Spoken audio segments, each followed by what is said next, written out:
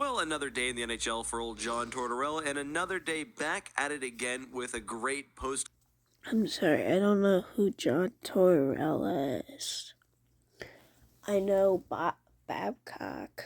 That's the only head coach that's the only NHL head coach that I actually know.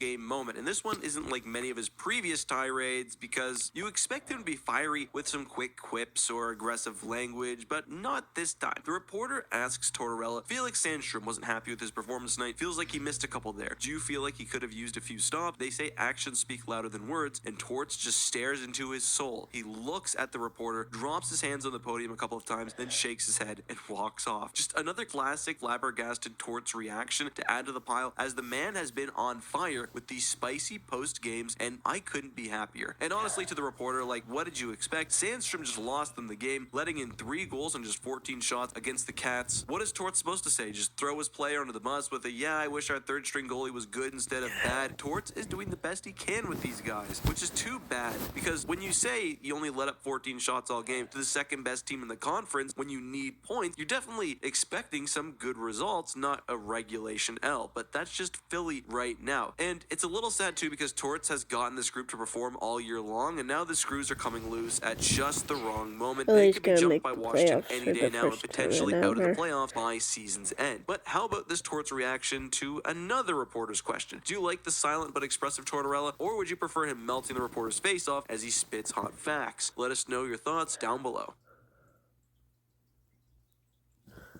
Alrighty, when so Columbus landed on a tropical island in 1492, he thought he had landed in the Indies. These Indies, which, as we all know, Nathan MacKinnon just squared off against Sidney Crosby in the Battle of Nova Scotia, and it was an instant classic. Crosby would get the battle started early as he backhands one on net, and Jesse Poolparty gets a stick on it and tips in his second of the season. Then a few minutes later, Crosby pickpockets Rantanen, gets it up to Russ, who breaks in and beats Georgiev, dancing through the crease, making it 2-0. Then Crosby decides to just casually show off why he's one of the most talented players in NHL history. He tips the puck in on a wide slap past him from a crazy angle. Sound pretty typical Crosby, but he turned this one up a notch by, being 5 feet away from the net. And of course, he tips it in top cheddar. Like, how does it even go in? How does one think about attempting this? The whole goal is melting my mind. Crosby is just a different animal. And of course, he get an assist on the next one, making it 4-0. And by this point, many folks were turning off their TV. But as I said at the top of the video, this was an instant classic. Cue the comeback, because Mac would not be outdone by his big bro. He'd have to listen to it all summer training in Nova Scotia. Sean Walker would score right after Joseph to make it 4-1, and Trenton would add another to bring the Avs to within 2 heading into the third. Then it was Nate's turn to take over the game. Just 3.5 minutes into the third, and Taves drops it to MacKinnon, who finds his best bud Drouin, who dials up the one-time bomb to bring them within 1. That assist also keeps Mac's home game point streak alive, as he now sits at 34 games, becoming only the second player to do so, passing Gretz at 33. Now, he's just trailing, well, Gretz again, who also did it in 40 straight games one year, which was every single home game. He scored a point in every single home game. But back to Mac, as he couldn't let Crosby be the only Nova Scotia boy to score, as the Avs run basically the exact same play for another goal, just swapping the scores. Taves goes over the line, he drops it to Drouin, he finds his best friend Mac, who dials up the one-timer, tying it as the Avs come back from down 4. A little bit of deja vu, but if it ain't broke, don't fix it. We've got a tie game, and we're headed to overtime. And the Avs keep kissing McKinnon, and feeds them as in OT. McKinnon puts it up to Drouin as he breaks in and undresses Nedeljkovic for the game winner. And I mean, being drafted out of Halifax, playing with McKinnon on the Mooseheads, Drouin fits the theme of this video too, and he's been so good with Mac. After a slow first 10 games or so, he's now had 45 in his last 58. Man, I am so happy for the guy. His career was in a bad place. At least we get OT point. They've leaned on him heavy this year for a guy that they're giving close to league minimum to. I hope the Avs can find a way to keep him, but their cap situation will give you nightmares if you look them up on Cap Friendly. But what an absolute classic game between a couple of Nova Scotia studs and a couple of future all-timers. These guys always put on a bit more of a show when they play each other. They know the off-season chirping will come. Crosby went for a Gino and 3 apples, while Mac has the game-tying goal and 2 assists for himself. Love both these guys, and here's a tough question for you. Who do you think will end up having the better career? For me, Crosby, and quite easily, I think he's a tier above Mac. But if Mac can get a couple more cups, some more Olympic medals, well, continuing this torrid pace, maybe he has a chance.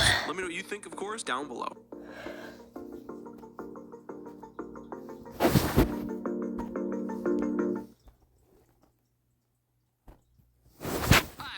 Flynn family for the lowest. It's been a long time since I've seen hockey Twitter this angry over a tweet. And enemy number one today is Andrew Berkshire. Andrew put out a video about Zach Hyman and specifically his journey from 5th round draft pick to now 50 goal scoring superstar. I'm going to play short excerpts from the tweet, but also link to the full thing down below. Zach Hyman scored 50 goals at age 31. Fantastic accomplishment. Incredible. But the story that's being sold right now and repeated ad nauseum all over media is that, if you work hard, if you stick to it, you can get there too. You're missing the part of the story where Zach Hyman grew up insanely rich, where his parents bought an entire league to guarantee him playing time, where he did exclusive training that only a rich person could that only a rich person could afford. On top of that, got extraordinarily lucky once making the league and has spent almost the entirety of his NHL career playing shotgun next to Austin Matthews or Connor McDavid.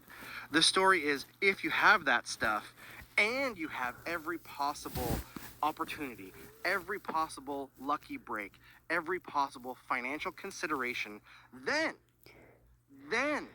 maybe your hard work will get you to where Zach Hyman got. All right, so the video is obviously a pretty tough look, and I think most won't be surprised to see that, as mentioned, it was pretty heavily rejected by the wider hockey community. Now, while I don't agree with Andrew, particularly in the targeting of Hyman right after his first 50-goal season, I will play devil's advocate to some of his points. For one, hockey, probably more than any other sport, has an extremely high barrier to entry. This, however, is not only true for Zach Hyman, but the majority of players in the NHL come from affluent families, many with connections already in hockey. Listen, I've got one kid so far in hockey. He's only U7. I've spent over $1,000 for all of his gear, for his season, for his lessons, and as you progress into travel hockey, that increases, especially if you want to get into the really high-end development camps and whatever else. Hockey should be more accessible because there are some people who have the natural skills and work ethic, but because of their socioeconomic status,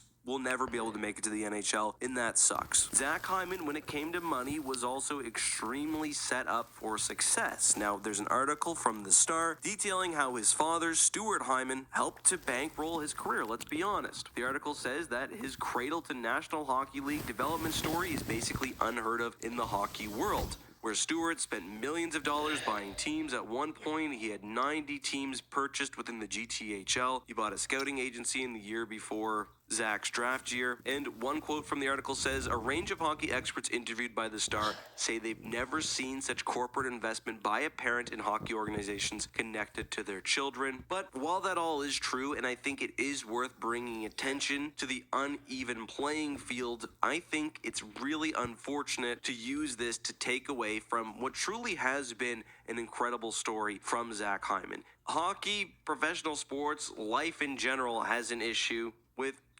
unfair distribution of resources, people falling through the cracks, and that should be addressed. I don't agree, however, with making a single person who's just achieved something pretty incredible the face for all that. I also do think Andrew's probably getting a bit more than he deserves right now. I think that Twitter just generally encourages piling on in a bit of an unhealthy way. But let me know what you thought. Do you agree with my take? Did you disagree? Look forward to reading all of your comments down below. Everyone go check out Peak.